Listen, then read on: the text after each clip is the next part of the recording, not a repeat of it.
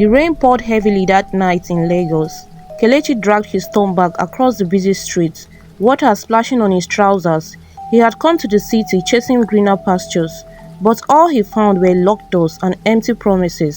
For 3 days he had slept at the bus stops, hungry, praying for help. At last he saw a familiar face under the glow of a kiosk lights. Kunle, his childhood friend, now wearing a hotel uniform. Kelechi, Kunle's eyes widened. what are you doing here like this? Kelechi sighed. Kunle, Lagos don't finish me. I have nowhere to stay. Kunle glanced around, then leaned closer. You are lucky you met me. I work in Emerald Heights Hotel down the road. But listen, I can't sneak you into just any room. There's one always empty. Management never books it. You can stay there free, but don't ask questions. Kelechi blinked. But why? What's wrong with it? Kunle forced a smile. Stories, superstitions, forget. You want shelter or not? Desperation won. Kelechi followed him. Minutes later, they slipped through the back entrance of the tall, glittering hotel. The corridor smelled of polish, the light too bright for Kelechi's weary eyes. Kunle moved quickly, avoiding staff, until they reached the far end of the second floor. He slid a key into a door marked 17. The number plate was cracked, paints peeling. The handle creaked loudly as the door opened. Inside, the room looked normal. A king-size bed, curtain drawn, air conditioner humming, but Kelechi felt something off. The air was too warm and heavy. He dropped his bag on the chair. Kunle whispered, Don't leave the room at night, and don't tell anyone you are here. I will check you in the morning. Before Kelechi could respond, the door clicked shut. He lay on the bed, sighing in relief, but his peace didn't last. The mattress felt strangely warm, as if someone had just risen from it. He sniffed. A faint woman's perfume lingered in the air, but there had been no woman inside. He sat up, uneasy. In the bedroom mirror, steam fogged the glass, though he hadn't used water. Slowly, words appeared. You shouldn't be here. Kelechi's chest tightened. He rubbed his eyes, wiped the mirror. The words vanished. Shaking his head, he muttered, It's stress, just stress. Hours later, he dozed off. The rain had stopped, the city quiet. Then at midnight, a sound woke him, the slow creak of the bed. His eyes snapped open. At the edge of the bed sat a man in a black suit, his face pale, eyes hollow. He stared directly at Kelechi without blinking. Kelechi froze, his throat dry. He reached slowly for the bedside lamp. His fingers shook as he flicked it on. Lights filled the room. The man was gone. But the bedsheet beneath Kelechi's hand was soaked, warm, sticky, wet with fresh blood. Kelechi didn't sleep again that night. He sat upright until dawn, staring at the blood-stained sheets. But when the morning light broke through the curtains, the bed was spotless, as if nothing had happened. Shaken, he rushed to Kunle in the staff quarters. Kunle, I saw someone, a man sitting on my bed. Kunle waved him off. You are stressed. Lagos can mess with your mind. Rest, my guy. The room is free. Don't waste the chance. But the bed, there was blood. Kunle's eyes hardened briefly, then softened again. Look, just stay calm. Don't tell anybody. If management hears you are in there, I'll lose my job. Kelechi sighed. He needed shelter, even if his body screamed at him to leave. That night, room 17 was silent again. Kelechi double-locked the door and tried to sleep. Hours crawled by until he heard it. 3 slow knocks. His heart raced. Who is there? No answer. Then came a voice, muffled but clear. Room service. He crept to the door and peered through the peephole. The corridor was empty. Another knock shook the door. He yanked it open. Nothing. The light in the hall flickered violently, buzzing overhead. He slammed the door shut, breathing fast. When he turned, he noticed something sticking out from under the bed. He bent down and pulled it, an old faded photograph. 3 people stood in front of the hotel, smiling proudly. On the back scrawled words read, Guest of Room 17, 2005. His chest tightened.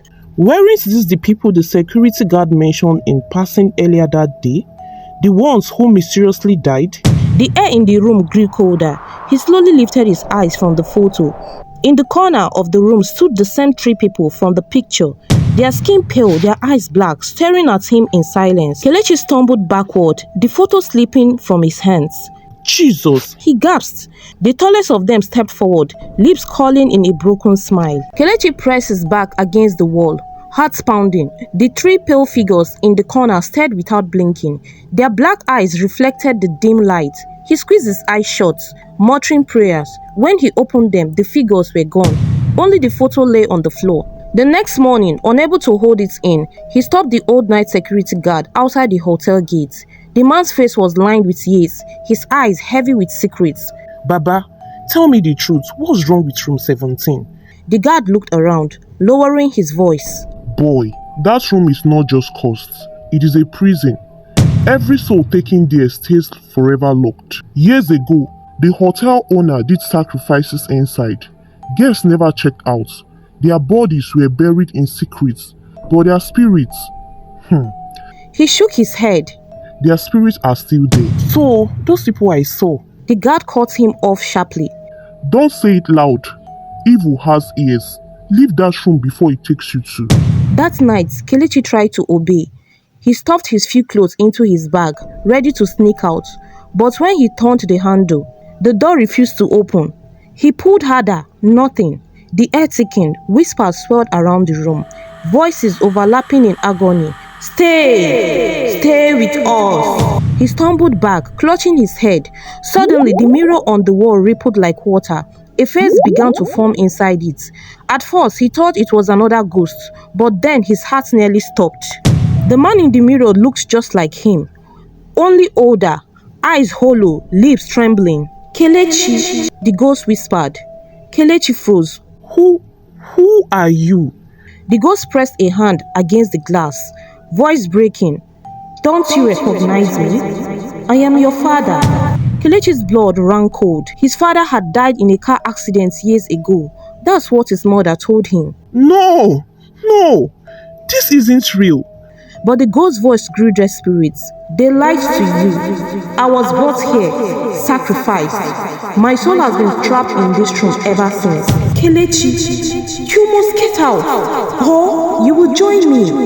Kelechi's legs gave way, tears spilling down his cheeks. Papa! The mirror cracked, splittering across the glass. His father's face twisted in agony, fading back into darkness. The lights in the room exploded, plunging everything into pitch black. Kelechi's hands shook as he stormed into the staff quarters at dawn. His eyes were bloodshot, his voice hoarse from shouting into the dark all night. He grabbed Kunle by the collar, slamming him against the wall. You knew? Kelechi's voice cracked. My father, I saw him in that mirror. He was here. He died in room 17. Kunle froze, his face pale. For a moment, guilt flickered in his eyes. Then a cold smile spread across his lips. So the spirit finally told you? He pushed Kelechi's hand off and straightened his shirt. Talk! Kelechi growled. How do you know about my father? Kunle leaned closer, his voice low and sharp. Because I recognized him years ago, before Lagos swallowed us. You and I grew up in the same town, remember? The night he checked into his hotel, I was just a cleaner here. A boy sweeping the corridors. I knew that face immediately. Kelechi's chest tightened. Kunle's eyes darkened. I watched him walk into room 17. By morning, he never came out. That was the day I understood what this hotel really is. And instead of fighting it, I choose to benefit. Do you know how much I've made since then? How safe I've been? I feed the room, Kelechi. That's my job. And now, you are the next meal. Kelechi's rage exploded. He lunged, fist flying, smashing Kunle into a chair. They wrestled violently, Kunle grabbing a broken bottle and slashing through the air. Staff shouted and scattered, but none dared intervene. As Kelechi shoved him to the floor, the light above flickered violently. The air grew heavy, pressing down on them both. Suddenly, Kelechi's legs stiffened. Invisible hands gripped his ankles, dragging him backward across the floor. No! Leave me! He screamed, clawing at the tiles. His fingers ripped, blood sparing the ground. Kunle stood, breathing hard, and didn't move to help. His lips curved into a cruel smile. It's already too late. At the far end of the corridor, room 17's door creaked open on its own. Darkness poured out, thick and alive. From that blackness, a hand stretched outward. Long, twisted fingers reached for Kelechi's ankle. Kelechi screamed, kicking wildly, but the shadowy grip tightened, pulling him closer to the gaping doorway. Kelechi clawed at the ties as the shadow dragged him towards room 17. His scream tore through the corridor, but no staff lifted a hand to help. Their faces were frozen with fear. They had seen this before. Just as the darkness pulled him past the threshold, a deep voice echoed behind them. Enough! The shadows halted. Kelechi gasped for air, twisting his neck to look. An old man stepped into the corridor, dressed in a spotless white abada, a gold chain glittering against his chest. His face was smooth, his posture strong, too strong for a man clearly past 70. His eyes glowed faintly, his coal smoldering in a pit. The staff bowed their heads instantly. Kunle dropped to one knee. Master. The man's lips curved into a thin smile. So this is him? The son of the one who tried to resist us years ago? How fitting that the bloodline ends in room 17. Kelechi spat blood, glaring up at him. You? You killed my father? Your father fed me many years of life. Now, you will do the same. With a wave of his hand, the shadows yanked Kelechi into room 17. The door slammed shut behind them. Inside the room was transformed. Candles burned in a circle, dripping wax into bowls of thick blood. The bed was gone. In its place, strange markings covered the floor. The air pulsed like a heartbeat, heavy and hot. Kunle shoved Kelechi into the center of the circle, tying his wrists with black ropes that burned like fire against his skin. The old man, the hotel owner, began to chant in a language Kelechi didn't understand. His voice was low, commanding, vibrating through the walls. The mirror on the wall rippled again. Kelechi saw the pale faces of trapped souls, dozens of them, pressing against the glass, their mouths open in silent screams. His chest tightened as one face came forward. His father. Papa! Kelechi whispered, tears screaming. The owner raised a dagger, its blades glistening. Tonight, the boy's blood strengthens the covenant. His life extends mine another 20 years. Kunle's grip tightened on Kelechi's shoulder, forcing him down. Kelechi thrashed wildly, but the ropes burned deeper, pinning him. His voice cracked as he shouted, God help me! The candles flared, flames stretching high. The souls in the mirror whirled, their cries vibrating the glass.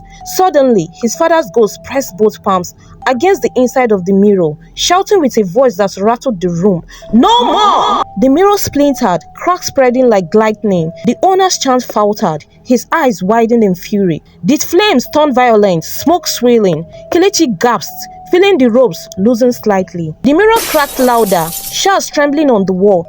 Kelechi's father's ghost pressed harder, his voice booming, "You will not take my son!" The hotel owner roared, his eyes blazing red. He thrust the dagger upward. Silence! Your soul belongs here forever.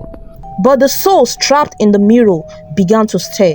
One by one, pale faces pushed forward, their hands slamming against the glass.